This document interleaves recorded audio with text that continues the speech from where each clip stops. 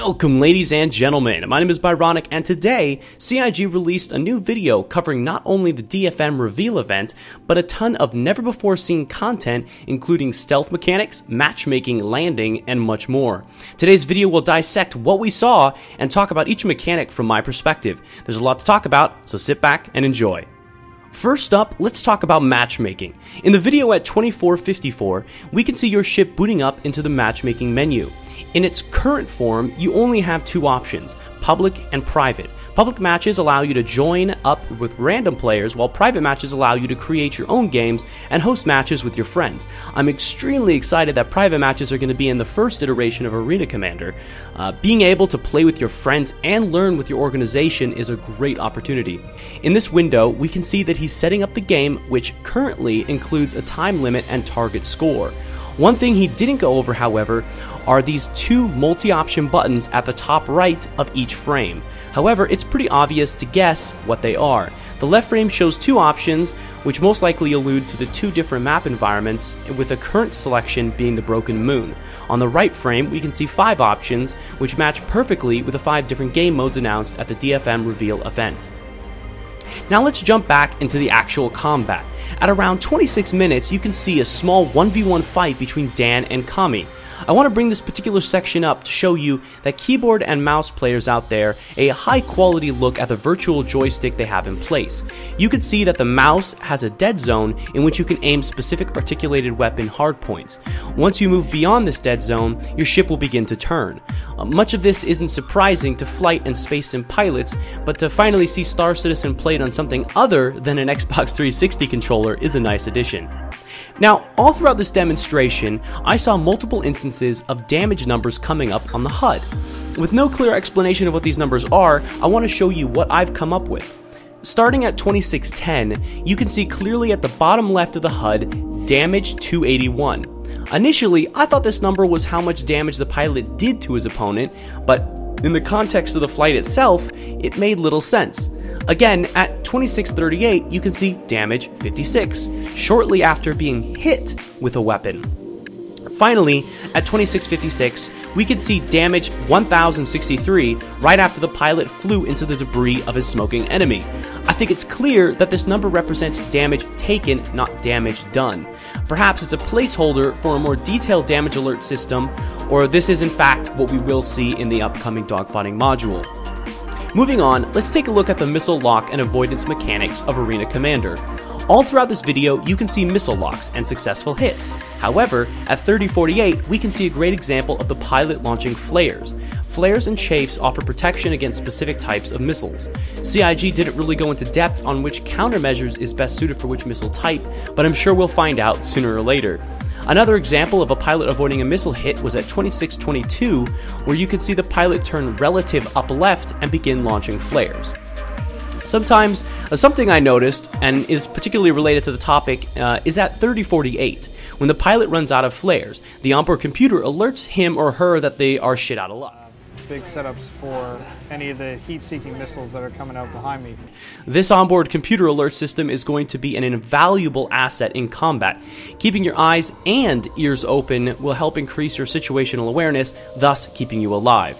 While not directly related to the onboard alerts, there are server system messages informing you of confirmed kills, most likely more to come in the future. Let's move on and talk about decoupling mode. At 2634, we're shown free flight mode, which was explained earlier in this video. In this mode, we're shown that when activated, the decouple mode allows for a ship to continue along its vector while simultaneously using thrusters to pivot the ship in any chosen direction. For you Battlestar Galactica fans out there, this maneuver should be pretty recognizable. Also, at 2904, we can see that when applying the decouple mode in a complete halt, the pilot is able to fly backwards. You know, Star Citizen isn't just about sweet combat maneuvers, it's also about subtlety and stealth. Multiple instances of this Arena Commander video showed stealth mechanics, and I wanted to take some time to talk about them. At 2804, we can see the Hornet flying up to a rather large piece of space debris.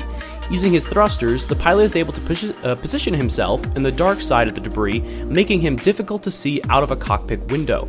Now for sensors, however, that's not enough. Shortly after he is situated, the pilot switches off his forward lights and other systems to reduce power output and in turn, the ability for his enemy pilot sensors to pick him up on radar. In fact, turning off these systems has a direct impact on your ship characteristics. At 2840, you can see frost building up on the window lining after the pilot turned off multiple internal systems. At 2844, you can see the pilot turning on all systems to engage the enemy, which forces the frost to slowly dissipate. Moving on, let's talk about Newtonian safety mode. Newtonian safety mode is something in place that helps your pilot avoid pulling too many Gs. If your pilot pulls too many Gs, you black out. Blacking out is probably one of the worst things you could do playing Star Citizen. Those few precious seconds you're unconscious, you are literally the bitch to your enemy. At 2953, it's explained that Newtonian safety mode allows you to never reach those blackout states. However, if you want, you can override the safety mode and ramp up the parameters for how far you want to go. Now that you know how to kill yourself easier, let's talk about landing. Landing in Star Citizen, as it's been shown so far, is a fully manual procedure. At 3225, we can see the pilot attempting to land on a test platform. Using decoupled mode to help angle the ship, you can line yourself up with a platform for a soft landing. Finally, enable your landing gear and set her down. Now, one extremely brief mention in this video stated the quote, "after receiving permission to land." To me, this tells me that the landing procedure isn't just about how you land, but if you can land. It's quite possible a space station in an area where the local faction dislikes you could revoke your request to land. While that's pure speculation, it is confirmed that in later modes, dubbed Hardcore, for Arena Commander, you'll be required to land on the landing platform to rearm your vehicle. That being said, you better start learning now. Finally, I want to talk about EVA 0G environments. In Star Citizen, you'll be able to move around in space without the help of your ship. You may need to do this to repair your ship, board a trading vessel to negotiate, or simply float around after you were a trading vessel pilot who is bad at negotiating. At 3344, we can see the addition of the 0G environment after the pilot leaves the landing platform. This includes basic strafing, up and down motion, and inertia. The best example of EVA can be shown at 3519, where, after being shot to hell, the Hornet pilot ejects and is left stranded above a massive planet. While I think the crazy spinning is a bit much, it's not completely unrealistic. You are shot out of a dogfighter at high relative speeds. Of course you'll be spinning like a dreidel.